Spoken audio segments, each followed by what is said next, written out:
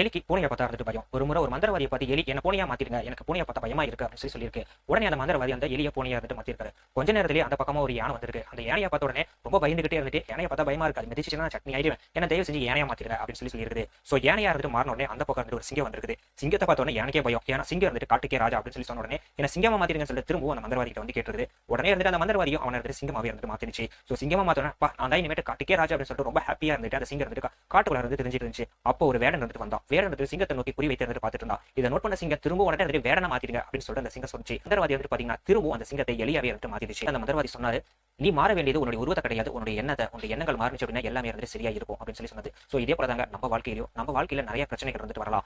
நான் என்னுடைய மனைவி இப்படி இருந்தா ரொம்ப நல்லா இருந்திருக்கும், நான் இந்த தொழில் செஞ்சிருந்தா ரொம்ப சந்தோஷமா ஹாப்பியா இருந்திருப்பேன், என்னுடைய உறவினர்கள் இப்படி இருந்தா நல்லா இருந்திருக்கும், என்னுடைய பாஸ் இப்படி இருந்தா நல்லா இருந்திருக்கும், நான் இந்த துறையில போய் இருந்தா அப்படின்னா ரொம்ப நல்லா இருந்திருக்கும் அப்படின்னு சொல்லிட்டு காலத்தையும் சமயங்களையும் குறைக்கிட்டே இருப்போம். நாம மாறணும், நம்மளுடைய எண்ணங்கள் மாறணும். நம்ம மாறணும் அப்படின்னா எல்லாமே தன்னால இருந்துட்டு மாறும்.